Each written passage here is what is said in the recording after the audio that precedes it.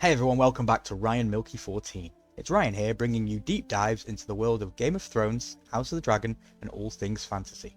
And A Knight of the Seven Kingdoms is back with episode 5, In the Name of the Mother. And I feel like I say this every single week now, but this episode might be my favourite episode yet. Because the Trial of Seven, here, is exactly how I always wanted to see medieval combat in Westeros. It's not clean, it's not heroic, and it's not cinematic swinging swords. Sorry, Oberyn. It's muddy, confused, brutal. Half of the time Dunk barely knows what's happening around him. And that's perfect. Because this was supposed to be a noble birthday celebration for House Arlen, a PR moment for the crown, and instead it collapses into fog, chaos, and tragedy. Which is very much George R.R. Martin. But what really makes this episode special isn't just the fight, it's what the fight means. This episode is about what knighthood really is, why Dunk fights, and why mercy matters in a violent world. So, let's get into it. Myth versus reality. The Trial of the Seven is supposed to be sacred. 7 champions on each side, the gods decide the outcome. Divine justice through combat. But what we actually see is chaos.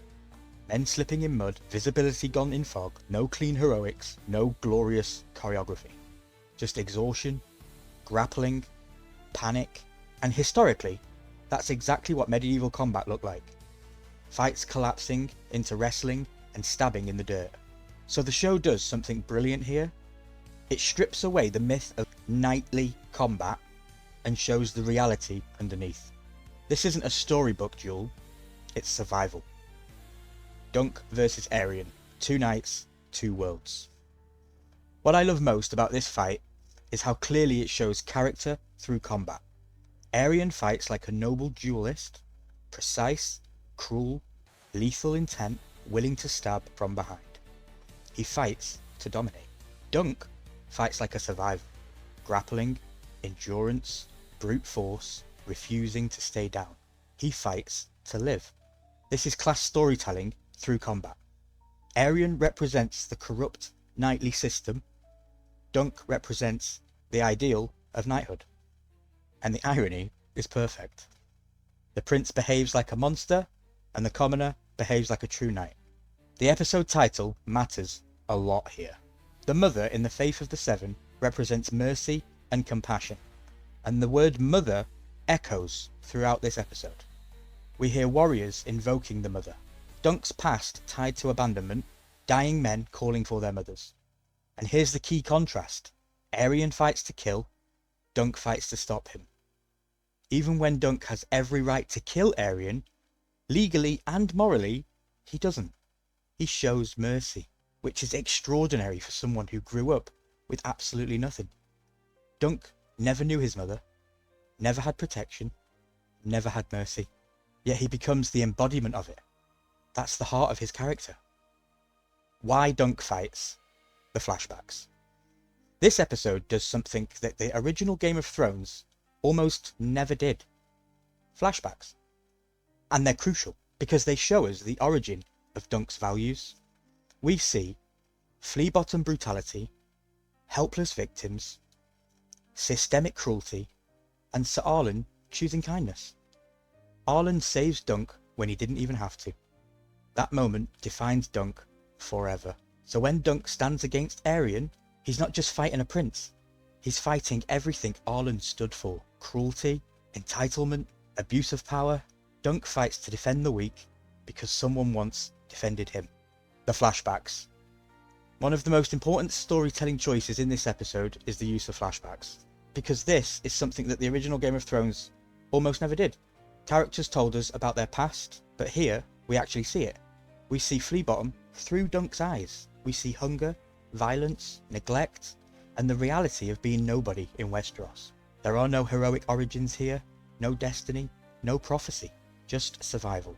And that's crucial, because it shows us that Dunk's values didn't come from the birth, or training, or noble tradition.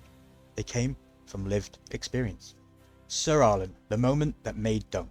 The flashbacks also show us the defining moment of Dunk's life. Sir Arlen intervenes to save him, Not for glory, not for reward, not for politics, just because it's right. And that's the point.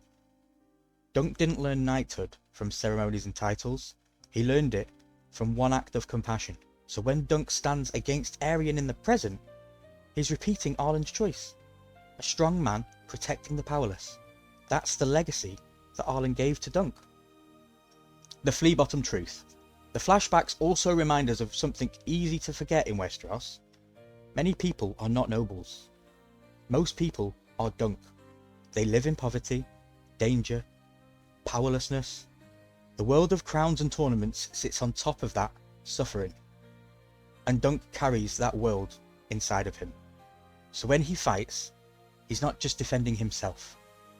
He's defending every powerless child he used to be. Why the flashbacks happen during the fight. The placement of the flashbacks is also deliberate.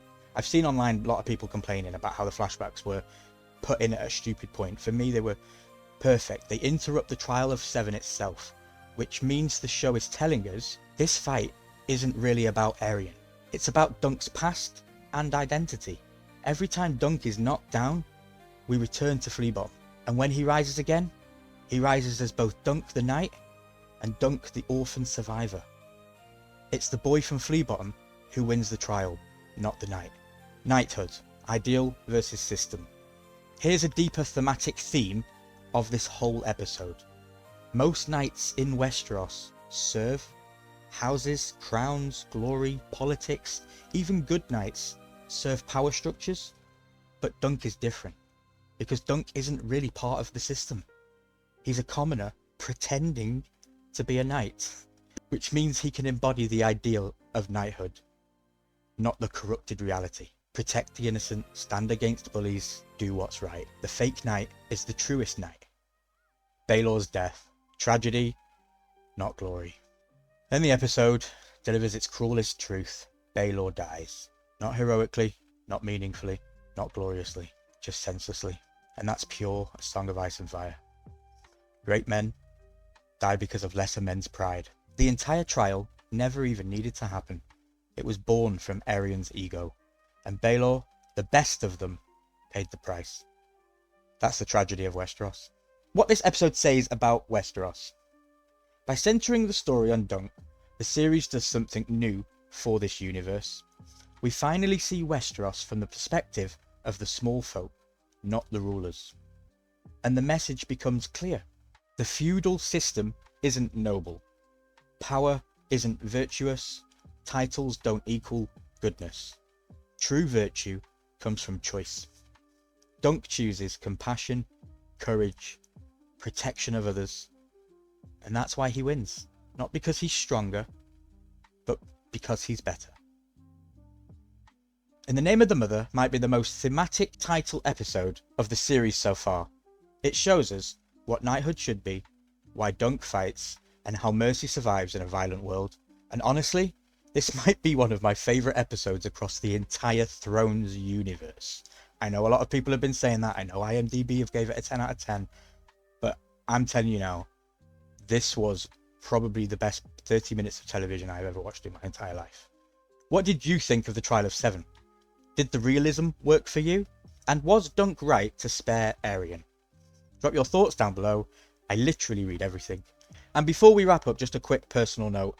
I'm still absolutely blown away that I get to cover this series with the HBO 2026 Press Pass. It genuinely means a lot to me, and I'm having the absolute best time diving this deep into Dunk and Egg with all of you each week. And of course, episode 4 did air last week on my birthday, which I'm still convinced HBO moved specifically for me. I mean, sure, they're going to say things like scheduling and sports and all that kind of stuff, but we all know the truth. So thank you all for being here, for the comments, the theories, the discussions. This community around these videos has been absolutely amazing, and the discussions have been true.